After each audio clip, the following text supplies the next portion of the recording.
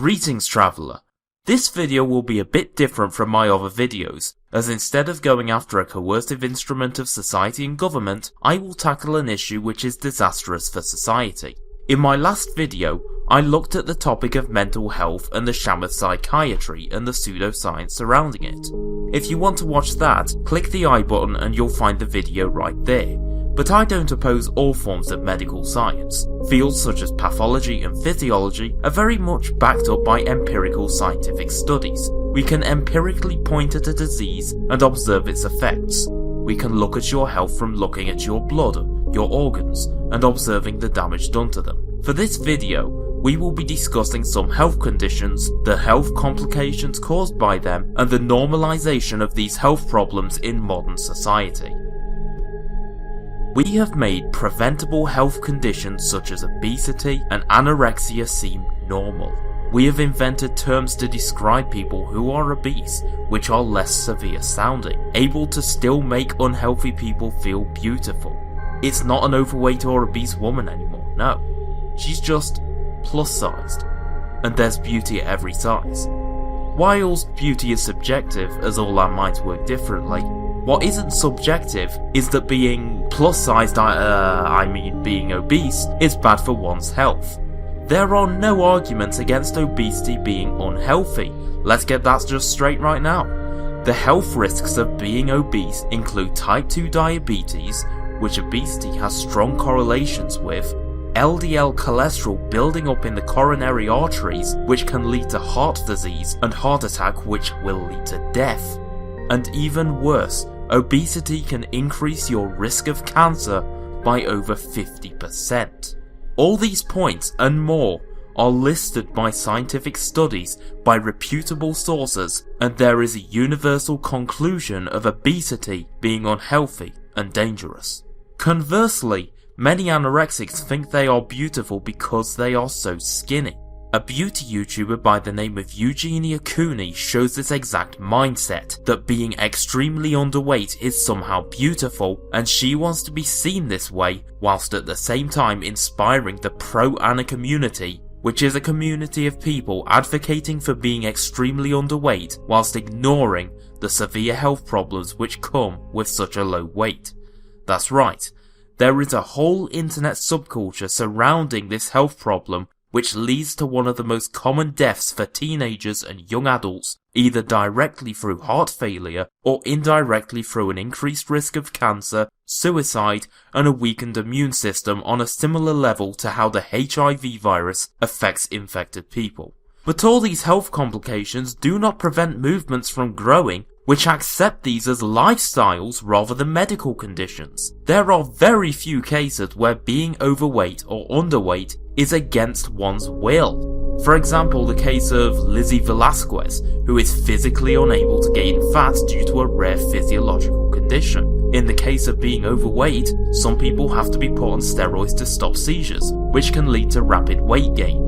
However, in most cases, it's the individual's choice whether they want to be healthy or not, and in such cases, such as Eugenia Cooney, she benefits from the shock value her body presents by being extremely skinny. This is how she gains popularity, and therefore, she has her own short-term self-interest to remain as skinny as possible. She can choose whenever to start eating larger portions and gain weight, become more energetic and live a healthier lifestyle if she wanted to do it. Conversely, being morbidly obese also comes with this same shock value.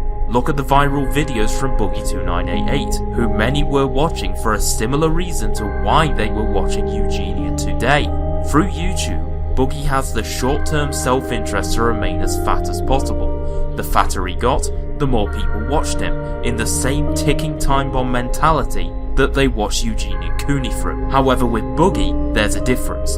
Boogie decided to follow his long-term self-interest and decided to lose the weight by withholding himself from the immediate gratification of consuming large quantities of food, which led him to become obese in the first place. This choice to give up the fat guy shock value came with the benefits of better health, less pain, more energy, the ability to walk, and so on. his channel went from a funny fat guy who nobody cared about personally to a dedicated role model looking to fix his lifestyle, who many people care about on a much more intimate level. Okay, so you may be asking me why I'm talking about this. Well, it's because even though one of them is still unhealthy, they talk against it. They do not support the life of bad health, and they are telling you through their own experiences that you don't want to become like that.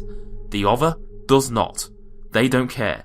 They never discuss their shocking weight. Whenever somebody brings it up in the comments section, they are quick to ignore and evade such questions. When somebody suggests a reason, they will automatically deny it. They don't care in their narcissistic mind that their actions are inspiring others to put themselves in the same position of decrepit health in this idea that it is beautiful.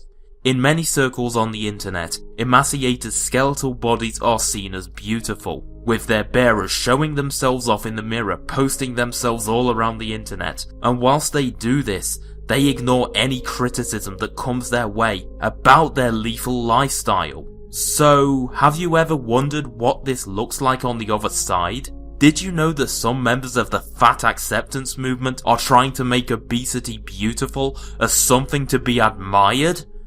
Watch this clip. I am not kidding. Baby Doll Beauty Couture, Shanti speaking. How can I help you? What makes my salon different is that this is a plus-size friendly salon. Oh god. I'm sorry I had to put you through that. Ugh. Let me ask you this. I know beauty is subjective, but does this look like beauty to you? When I watch this clip, I just feel repulsed. It does not look beautiful. These are all my natural instinctual reactions when I first watched this clip. Now, you can argue why this might be. Some of you might see it that I grew up in an environment where I was taught to see such physiological states as disgusting, and that's my natural biases based off environmental factors. Or you could say that these biases are completely natural, and are rather an evolutionary psychological mannerism within myself, which sees bad health as naturally gross and ugly to look at, so my brain tells me to avoid reproducing with such people in order to continue the human species with healthier genes. However, people will view this video and think it is beautiful in the same way anorexics view their low weight as beautiful, when the conditions of being severely underweight and being severely obese are serious health conditions which cost over $300 billion a year in the US alone. Knowing this, should we make life-threatening lifestyles which cost the taxpayer this much money look attractive? Should we accept people who inspire others to put their health in jeopardy through their fetishism of these behaviours? Or should we give them tough love to help them more in the long run with getting the weight in check? I'm sorry to say this, woman, you aren't plus-sized. You are obese. And when it comes to you, Eugenia, you aren't skinny. You're emaciated. It is in my self-interest for there to be less obese people, so then I won't have to fund the lifestyles of being near coronary artery failure with money which is extorted from me. Maybe then if people didn't think looking like a hippopotamus or a skeleton actually looked good, then maybe we could all pay less taxes and keep the money we actually earned. That's my unfiltered view on the situation. It benefits me for there to be less obese people and less underweight people who are by their own faults in bad health, especially the ones who do nothing about it. I don't want to pay for helping smokers with lung cancer with money that I earned which is stolen from me. It is your fault through your unhealthy behaviours, breathing in all the tar and carcinogens in cigarettes into your lungs, which eventually results in abnormal cell mutation, which leads you to suffer for the rest of your life. You, as an individual, should be responsible for your own health, and I shouldn't be forced to subsidise your lack of personal responsibility with money which is stolen from me. Now, I have no problems with funding a collectively owned healthcare system if it was voluntary. I never know when I'll fall on hard times outside of my control. Some medical problems cannot be prevented, and in cases of that, I think it is unfair for anyone to be compromised when they haven't done anything wrong.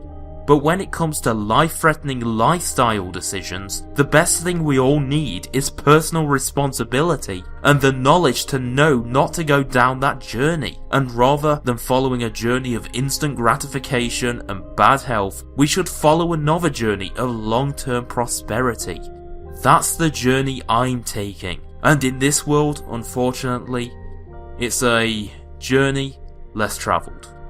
Thanks for watching this video. If you liked it, feel free to like, share, comment, become a Patreon, and all that other stuff. For the next video, I will be working with fellow libertarian YouTuber Tanner Krausen on a video about Facebook and the true purpose of that website.